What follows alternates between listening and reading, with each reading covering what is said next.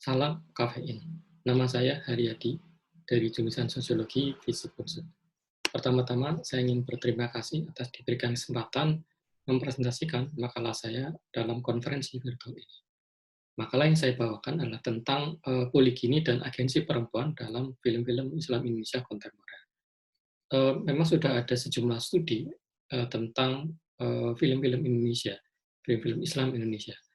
Tetapi representasi perempuan dalam film-film Islam itu masih kurang dikaji. Nah, karena itu ini harus di-cover oleh makalah ini. Ada jumlah alasan yang melatar belakangnya. Yang pertama, memang kelihatannya sinema Indonesia sekarang lebih welcome terhadap isu-isu gender. Namun tetap perlu untuk lihat bagaimana sebetulnya perempuan itu direpresentasikan dalam film. Untuk melihat bagaimana sebetulnya sinema Indonesia itu bergerak lebih maju dalam konteks kesetaraan gender.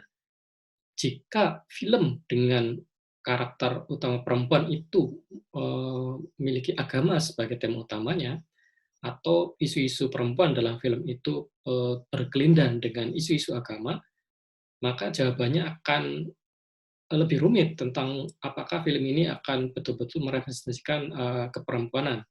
Karena sebagaimana yang kita pahami, beberapa penafsiran agama tidak sesuai dengan prinsip kesetaraan gender.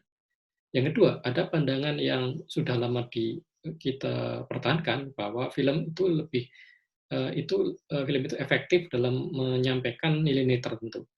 Representasi perempuan yang lebih baik dalam film-film Islam akan mendorong audiensnya, terutama kalau dalam konteks Indonesia adalah penonton Muslim, untuk menerima dan mempraktekkan prinsip-prinsip kesetaraan gender. Namun orang harus pertama-tama tahu sebetulnya apakah memang film-film Indonesia yang bertema keislaman itu merepresentasikan isu-isu perempuan dalam cara yang mencerahkan. Nah, artikel ini juga berusaha untuk merespon kebutuhan dari konferensi virtual KVN ini untuk melihat secara lebih dekat kesetaraan gender dalam narasi film. Biasanya ada asumsi bahwa kalau film itu punya karakter perempuan sebagai tokoh utamanya, maka film ini pasti lebih setara gender daripada film yang menempatkan laki-laki sebagai tokoh utamanya. Nah, 2 dari 3 film yang dikaji ini ini memiliki karakter perempuan sebagai tokoh utamanya. Dan karena itu artikel ini mengkaji apakah memang film-film dengan karakter perempuan utamanya ini memang lebih progresif dalam konteks kesetaraan gender. Nah, eee terkait dengan begitu luasnya isu-isu keperempuanan, maka saya dalam artikel ini memilih 2 saja, yaitu poligini dan agensi perempuan. Saya lebih condong untuk menggunakan istilah poligini daripada poligami, karena poligami itu sebenarnya mencakup 2 hal, poligini dan poliandri. Nah, kalau orang bicara soal poligami, sebetulnya dimaksud poligini, karena poliandri tidak mungkin diterima di Indonesia. Nah, isu poligini saya pilih sebagai topik kajian, salah satu dari 2 topik kajian, karena memang ini topik yang kontroversial di kalangan Muslim Indonesia. Ya. Mengambil istilah dari satu seringkali dianggap sesuai dengan prinsip Islam, tapi kenyataannya tokoh-tokoh masyarakat Muslim itu banyak dikritik ketika mereka itu mengambil istri kedua. Ya, contohnya Hakim, ya, seorang dai yang dulu sangat populer. Kemudian isu tentang agensi perempuan karena ada pandangan perempuan itu punya peran terbatas dan posisi lemah dalam ajaran Islam. Perempuan itu dianggap selalu submisif ya, dan inferior daripada laki-laki. Meskipun demikian, ada pandangan berbeda dari para feminis Muslim melihat bahwa sebetulnya Quran dan hadis ini menempatkan perempuan dalam posisi yang setara dengan laki-laki. Nah, eh, saya mengambil 3 film. Yang pertama adalah Surga yang Tak Dirindukan, kemudian Jilbab Traveler, Love Sparks in Korea, dan yang ketiga adalah Ketika Cinta Bertasbih. Saya mengambil Surga yang Tak Dirindukan karena memang tema utamanya tentang poligini, kemudian Jilbab Traveler, Love Sparks in Korea karena temanya adalah tentang agensi perempuan, dan Ketika Cinta Bertasbih itu dua-duanya.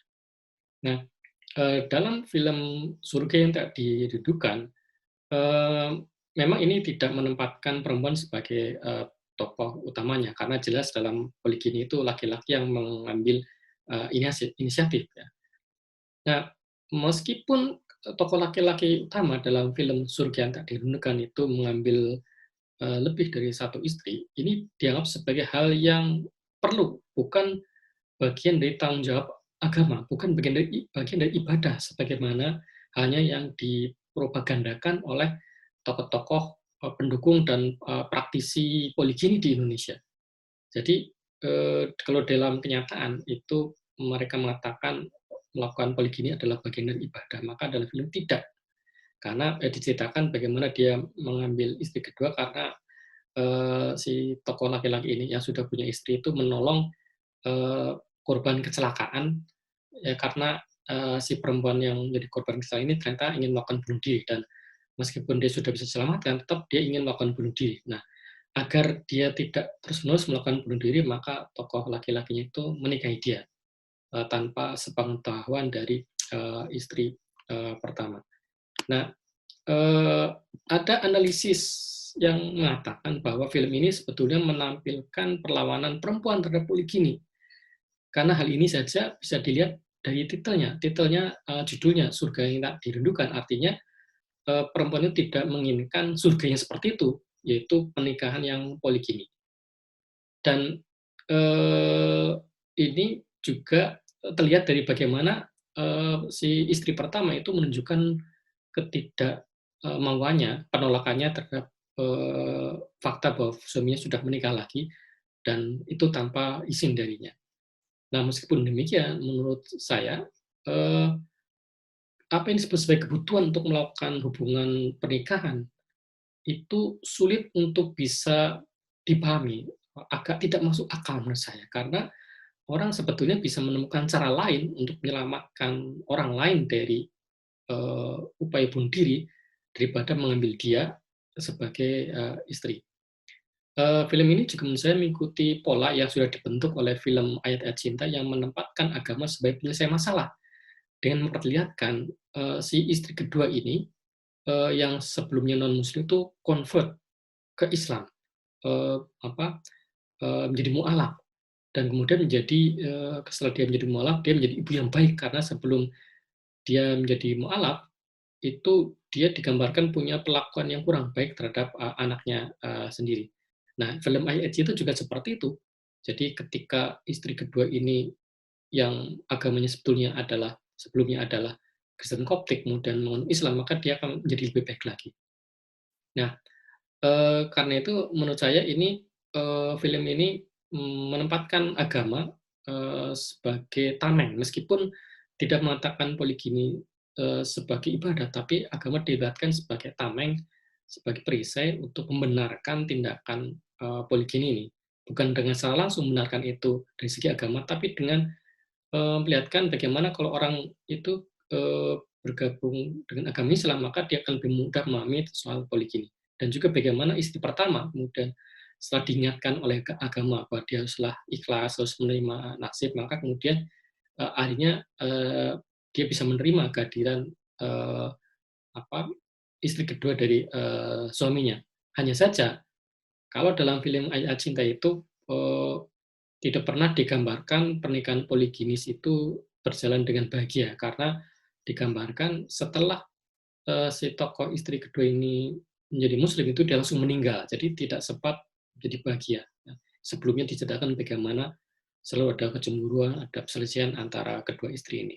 Nah, sedangkan film ini tidak seperti itu. Film Surga yang Tak Dirindukan itu justru akhirnya menempatkan hubungan poligamis ini sebagai hubungan yang bahagia. Karena itu menurut saya film Surga yang Tak Dirindukan itu mendukung ide tentang poligami meskipun secara halus. Berbeda dengan Ayat Cinta yang justru tidak mendukung ide poligami meskipun secara halus juga. Nah, film yang kedua yang dibahas dalam artikel ini adalah Jilbab Traveler. Film ini masuk dalam suatu subgenre yang relatif baru, yaitu istilah itu religious traveling film, karena orang akan digambarkan dalam film-film dengan genre seperti ini, orang melakukan perjalanan keliling dunia tapi dengan menunjukkan identitas agamanya. Nah, ini memang termasuk masih belum terlalu banyak film seperti ini. Dan ini film-film Islam Indonesia yang termasuk dalam kategori ini termasuk yang laris dalam pasaran. Nah, film Jilbab Traveler itu memperlihatkan agensi perempuan yang kuat karena menunjukkan bagaimana karakter perempuannya itu cerdas dan mandiri. Nah, film ini memperlihatkan hubungan antara seorang muslimah Indonesia dengan seorang Korea yang meskipun sebetulnya muslim, tapi istilah Indonesia itu Islam KTP karena dia tidak menunjukkan karakternya sebagai muslim, dia mabuk-mabukan dan seterusnya. Nah, si karakter perempuan itu kelihatan peran aktifnya karena dia menunjukkan bagaimana dia memang punya pendekatan yang aktif dalam hubungan romansa antara kedua sosok ini. Nah, dalam film Jilbab Traveler ini memang saya sepakat ini protagonis perempuan itu posisinya kuat karena dia keliling dunia sendirian, bahkan sekalipun akhirnya dia menikah pada akhir film ini tidak menghentikan keinginan untuk keliling dunia. Dia tetap keliling dunia ditemani oleh suaminya yang akhirnya adalah si orang Korea ini. Nah, film ini membela gagasan bahwa perjalanan keliling yang mandiri itu memberikan kesempatan perempuan untuk melakukan refleksi dan mengutamakan waktu untuk kebutuhan keinginan mereka sendiri. Bahkan karakter perempuan di sini juga dengan keliling dunia itu punya waktu untuk merefleksikan rencana pernikahannya yang agak dipaksakan oleh orang tuanya. Dan juga untuk mengejar agenda dia sendiri sebagai seorang penulis perjalanan yang mandiri. Meskipun tunangannya yang akhirnya tidak jadi menikah itu tidak biarkan dia pergi. Nah, karakter perempuan juga mengatakan bahwa perjalanan keliling yang mandiri itu merupakan perjalanan yang bukannya semata-mata perjalanan luar, tapi juga perjalanan batin.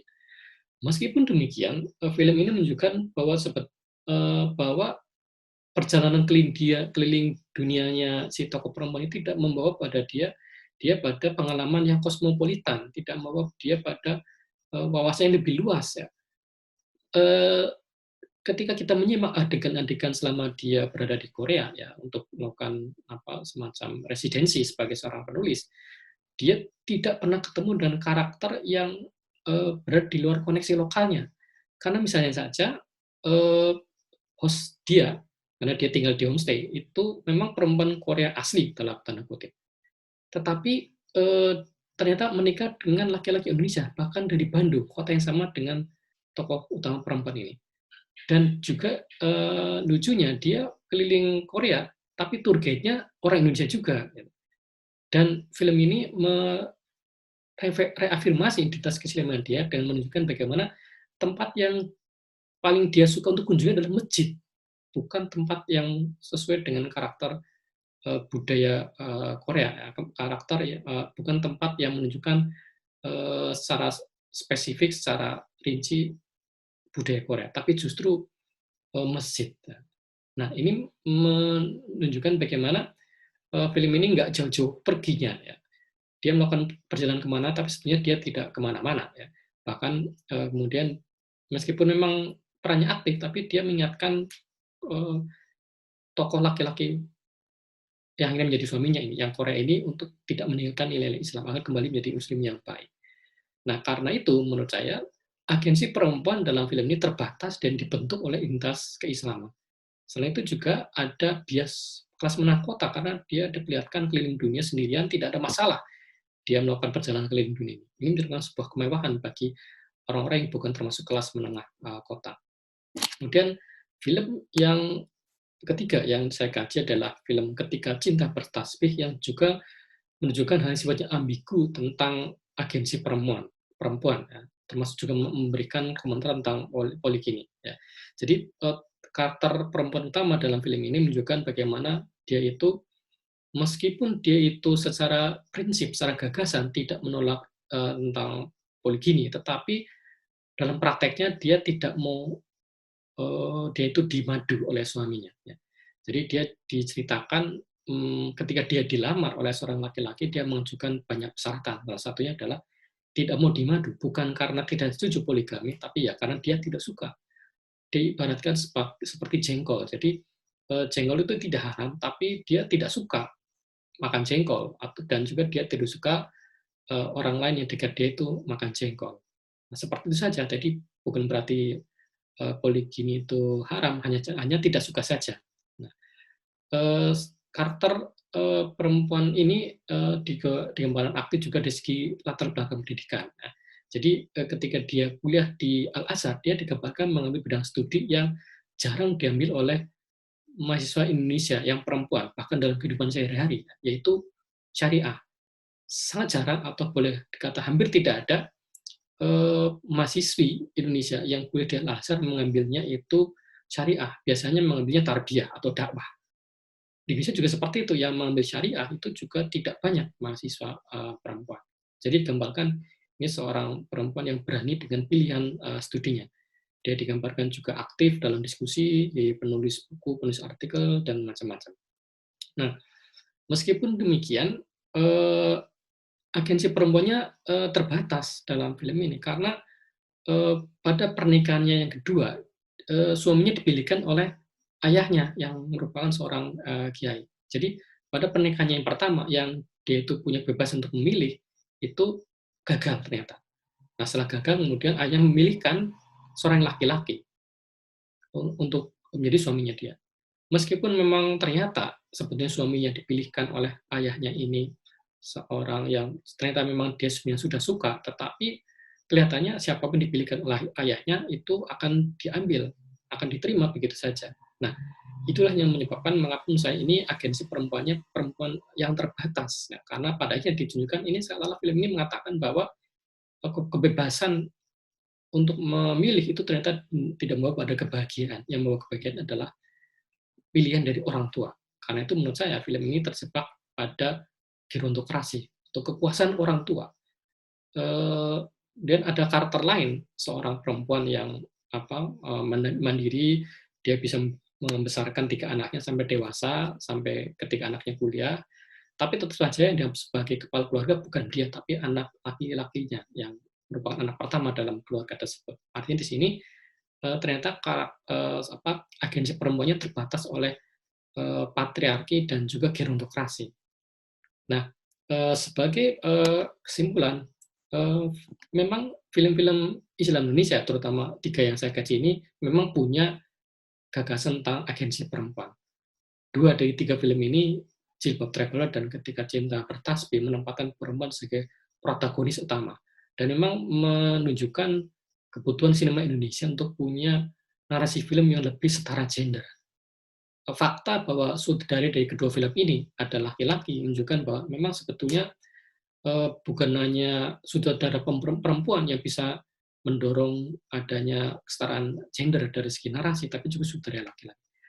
Namun dari kedua film ini terlihat bahwa agensi perempuannya itu tidak progresif, tapi terbatas, gitu, dan terkonstruksi dalam kekuasaan orang tua atau gerontokrasi dan juga patriarki. Meskipun demikian, kajian ini menunjukkan bagaimana sebetulnya para pembuat film itu punya beragam orientasi dan ideologi dalam membentuk isu perempuan dalam produksi mereka. Nah, menurut saya keterlibatan pembuat film dan para pengarang novel yang menempatkan perempuan sebagai tokoh utamanya dan kemudian diterjemahkan dalam layar lebar itu perlu lebih dikaji lagi. Juga yang perlu lebih dikaji lagi adalah bagaimana film-film Indonesia lainnya itu merepresentasikan isu tentang agensi perempuan. Juga ada pertanyaan hipotetis yang dalam arti ini tidak diajukan, yaitu apakah mungkin muncul agensi perempuan yang lebih kuat jika yang menyutradari film Islam itu adalah perempuan? Itu sebuah pertanyaan yang penting sebenarnya untuk dijawab, yang saya tidak masuk dalam kajian artikel ini. Juga untuk dilihat bagaimana isu-isu perempuan lainnya masuk dalam film-film Islam Indonesia, selain agensi perempuan, selain tentang poligami. Karena itu menurut saya artikel ini saya kira bisa merespon gagasan dan utama dari konferensi virtual ini, yaitu sejauh manakah sebetulnya narasi film di Indonesia itu sesuai dengan ide kesetaraan gender, terutama dalam konteks ini adalah dalam film-film Islam. Saya kira itu yang dapat saya presentasikan. Terima kasih telah menyimak dan saya menunggu masukan agar makalah ini akan lebih baik lagi nantinya. Salam kafein.